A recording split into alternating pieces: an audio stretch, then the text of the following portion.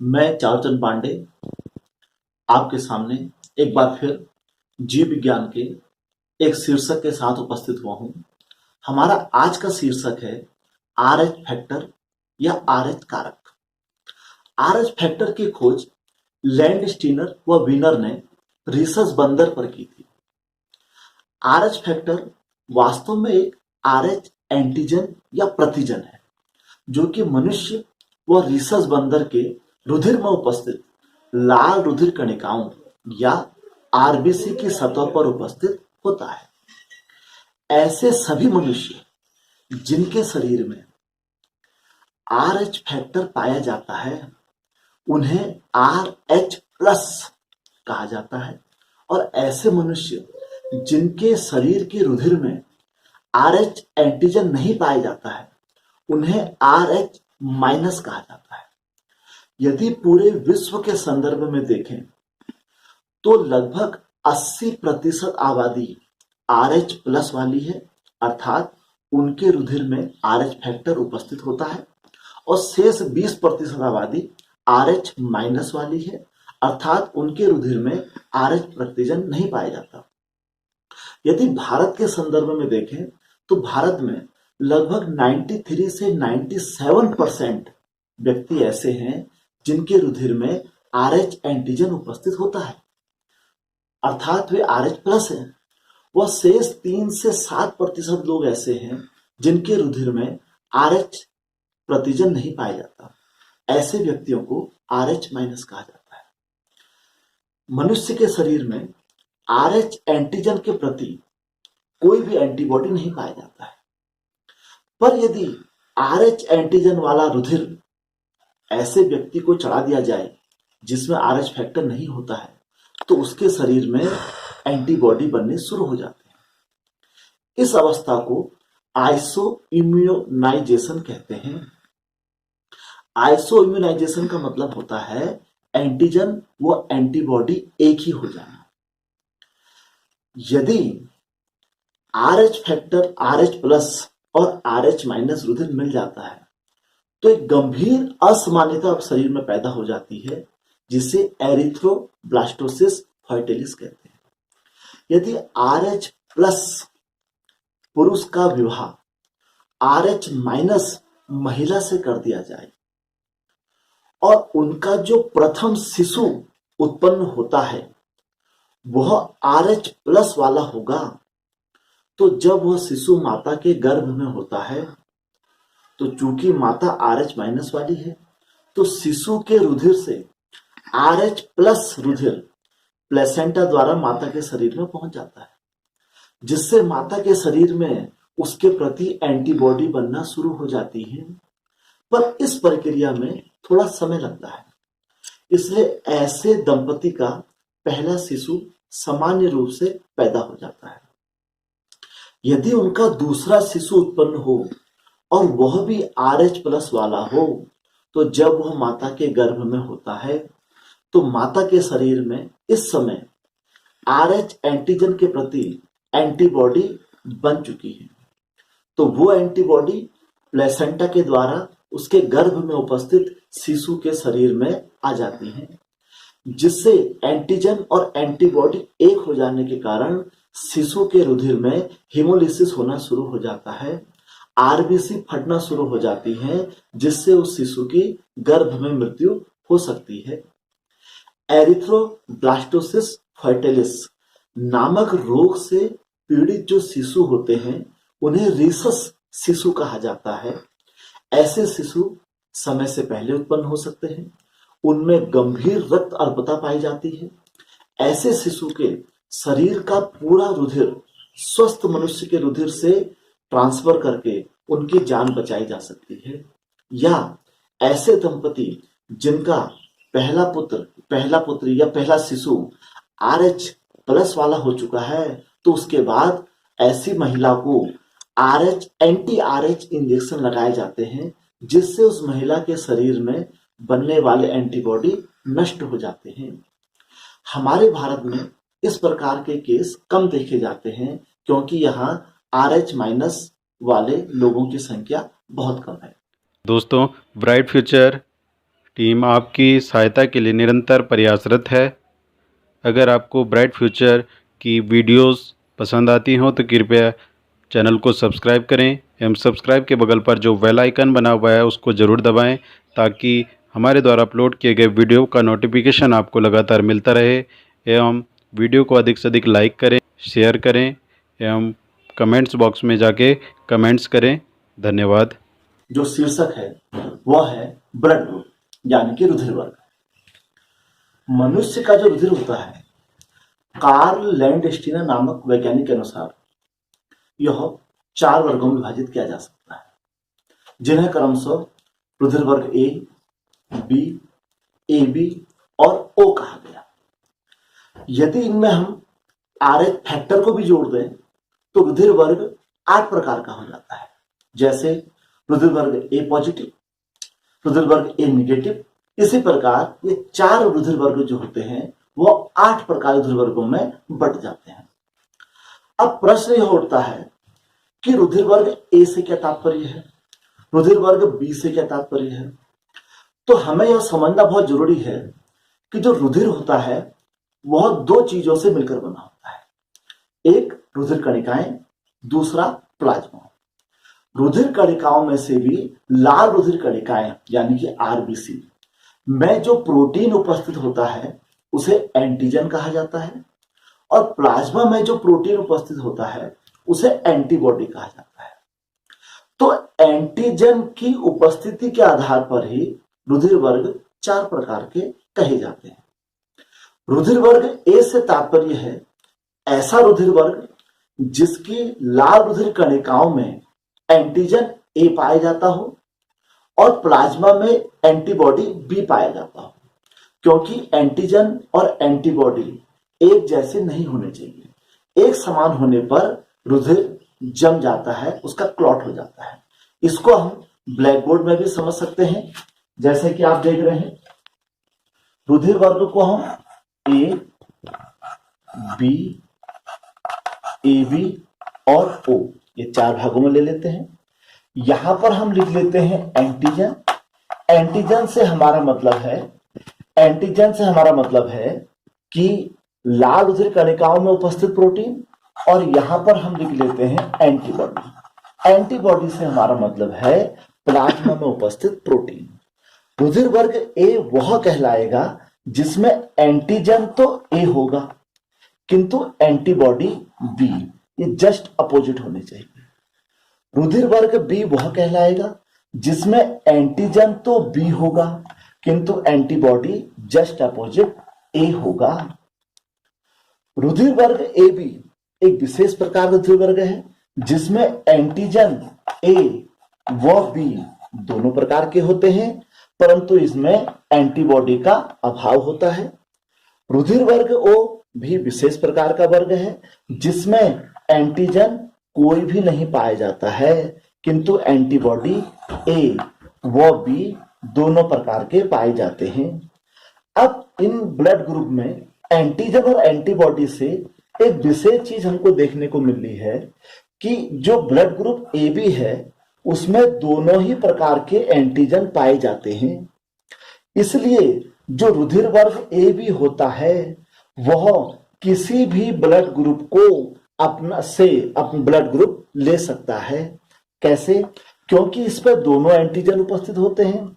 यदि इस A B blood group वाले व्यक्ति को ए रुधिर वर्ग चढ़ाया जाएगा तो इस ए रुधिर वर्ग से उसको बी एंटीबॉडी मिलेगी। इस बी एंटीबॉडी के लिए इसके पास ए एंटीजन है। यदि इसको बी ब्लड ग्रुप चढ़ाया जाएगा तो इसको ए एंटीबॉडी मिलेगी, इसके लिए यहां पर बी एंटीजन उपस्थित है। और यदि इसको ओ ब्लड ग्रुप डोनेट किया जाएगा तो इसके पास ए और बी दो एंटीबॉडी पहुंचेंगी, और जबकि इसके पास दोनों एंटीजन मौजूद हैं। इसलिए रुधिर वर्ग ए बी को सर्वग्राही यानी कि यूनिवर्सल एक्सेप्टर ब्लड ग्रुप कहा जाता है। वहीं ब्लड ग्रुप ओ को देखा जाए, इसमें कोई भी एंटीजन उपस्थित नहीं है, इसलिए यह ब्लड ग्रुप किसी भी दूसरे रुधिर वर्ग वाले को अपना रुधिर दे सकता है, क्योंकि इसके पास दोनों एंटीबॉडी उपस्थित हैं।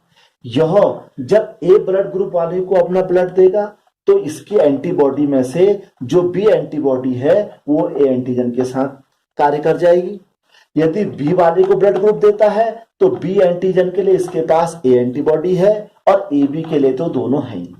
इस प्रकार हमने इन ब्लड ग्रुप में देखा कि जो 4 रुधिर वर्ग होते हैं उसमें से जो ए बी रुधिर वर्ग होता है वह किसी भी रुधिर वर्ग वाले व्यक्ति से रुधिर ले सकता है, इसलिए इसको यूनिवर्सल एक्सेप्टर या सर्वग्राही रुधिर वर्ग कहा जाता है।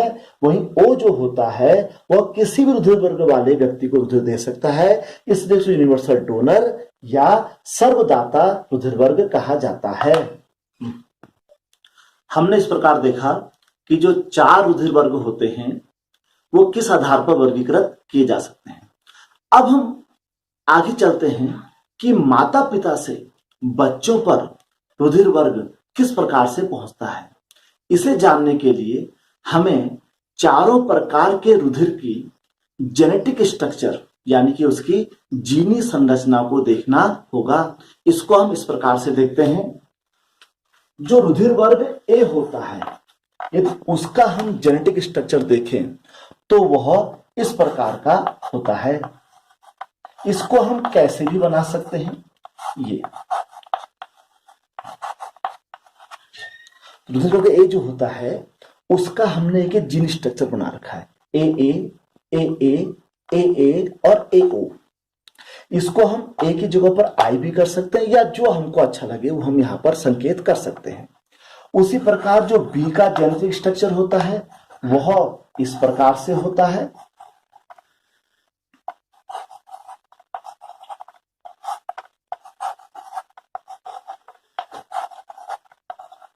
ऐसा भी कर सकते हैं। AB का जीन स्ट्रक्चर सिंपल, हम इसको AA और AB कर सकते हैं और O के जेनेटिक स्ट्रक्चर को हम AO और AO कर सकते हैं। अब इसमें ध्यान देने योग्य ये बात है, ये सिर्फ संकेत है, इसको हम अपने अनुसार बदल सकते हैं। इसमें ध्यान देने योग्य ये बात है कि ये जो A और B है ये प्रभावी जीन है। प्रभावी जीन से मतलब होता है ऐसे जीन जो कि अपने को स्पष्ट रूप से शो करते हैं। और जो O है वो अप्रभावी जीन है। ओ अप्रभावी जीन से तात्पर्य है कि ये अपने को तभी शो करेगा जब दोनों के दोनों O होंगे, जैसा कि O ब्लड ग्रुप में दिखाया जा रहा है। इसलिए यदि दोनों में से एक भी A या B होगा तो O अपने को शो नहीं करेगा। एक भी A होगा तो ब्लड ग्रुप A माना जाएगा, एक भी B होगा ब्लड ग्रुप B माना जाएगा। दोनों होंगे तो चूंकि दोनों ये प्रभावी है इसलिए सह प्रभावी बन जाएंगे, ब्लड ग्रुप A भी बन जाएगा।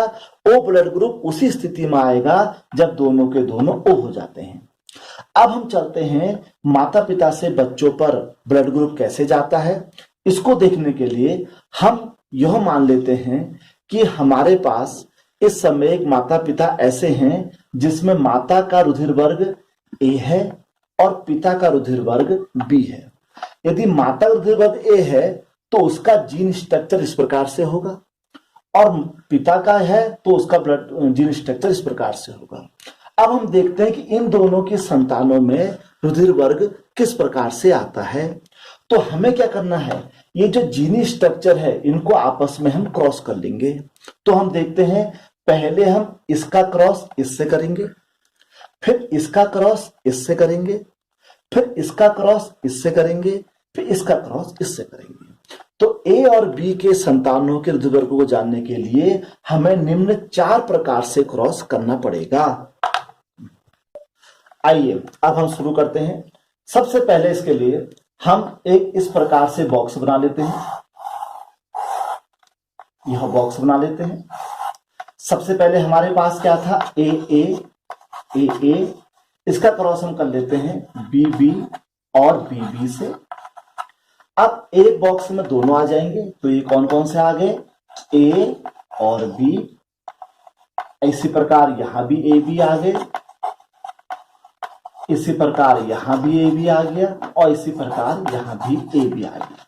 तो हमने देखा कि पहली संभावना में पूरा का पूरा ए बी ब्लड ग्रुप निकल कर आ रहा है। अर्थात यदि माता पिता ए और बी ब्लड ग्रुप वाले हैं तो उनकी संतानों में ए बी ब्लड ग्रुप संभव है। दूसरे स्ट्रक्चर को हम देखते हैं जो इससे पहले हमने आपको दिखाया था। उसमें अब हम दूसरे वाली टेबल को पकड़ते हैं। अब इसका क्रॉस इसके डबल वाले से करते हैं तो ए और इसका दूसरा क्या था, बी बी और बी ओ। अब यदि इसको क्रॉस करते हैं तो ये तो हमको ए बी ही मिल गया, ये भी हमको ए बी मिल गया, और यहां हम देखें तो ये हमको मिल गया ए और बी जीरो, और यहां हमको मिल गया ए और बी जीरो। यदि इनको देखें तो ये दो ब्लड ग्रुप तो हमारे पास ए भी आ गए, और यहां देखें तो ओ अप्रभावी है, ए प्रभावी है, तो इस प्रकार ये ब्लड ग्रुप हो गया ए। तो दो संभावना में हमने देखा ज्यादातर ब्लड ग्रुप ए भी आ रहा है और कम ए आ रहा है। अब हम इसको आगे को देखते हैं। अब हम दूसरी संभावनाओं को देखते हैं। अब हम शेष दो स्ट्रक्चर को लेकर चलते हैं। अब हमारे पास बी बी और बी बी था। अब ए का दूसरा फॉर्म ले लेते हैं, ए और ए ओ। अब यदि यहां क्रॉस कराते हैं तो फिर हम देखते हैं कि हमारे पास फिर ए बी ब्लड ग्रुप बन के आ जाता है क्रॉस करके। अब यहां क्रॉस कराते हैं तो देखिए ए ओ और बी बी, ए ओ और बी बी, तो यह पुनः ए बी ब्लड ग्रुप बन गया हमारे पास। और यहां देखिए बी प्रभावी है, बी पर ओ अप्रभावी है, तो ये ब्लड ग्रुप बन के आया बी। अब दूसरी कंडीशन, चौथी कंडीशन देखते हैं, यानी कि लास्ट वाला पैराग्राफ देखते हैं इसमें। तो हम इसमें देखते हैं जो बी, जो हमारे पास लास्ट पैराग्राफ बनता है वो है ए ओ और बी बी और बी ओ। अब यहां यदि क्रॉस करते हैं तो हम देखते हैं ए और बी बी आ गया, और यहां यदि हम देखते हैं ए ओ और बी बी आ गया, और यहां यदि हम देखते हैं ए बी ओ, और यहां यदि हम देखें तो अब ये हमारा प्रभावी लक्षण निकल के आ गया। यह ब्लड ग्रुप ए बी कहलाएगा, यह ब्लड ग्रुप बी कहलाएगा क्योंकि बी प्रभावी है, यहाँ ए प्रभावी है तो ए कहलाएगा, और यहाँ दोनों के दोनों अप्रभावी हैं तो ये ब्लड ग्रुप कहलाएगा ओ।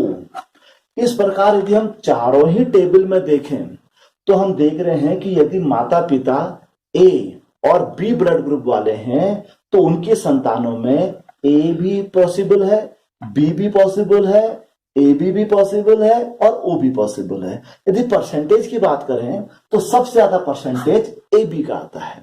तो इस प्रकार हमने देखा कि यदि माता और पिता का ब्लड ग्रुप क्रमशः ए और बी होगा तो उनकी होने वाली संतानों में लगभग चारों के चार रुधिर वर्ग क्या है, पॉसिबल है, पर ज्यादातर संभावना ए बी रुधिर वर्ग की होती है। इसी प्रकार हम और ब्लड ग्रुपों को भी इसी प्रकार से क्रॉस करके बता सकते हैं कि माता पिता से होने वाली संतानों में कौन कौन सा रुधिर वर्ग पॉसिबल है या कौन कौन सा रुधिर वर्ग पॉसिबल नहीं है। आपको हमारा आज का यह वीडियो कैसा लगा, इसे हमें बताने के लिए हमारे YouTube चैनल में जरूर जाइए। धन्यवाद।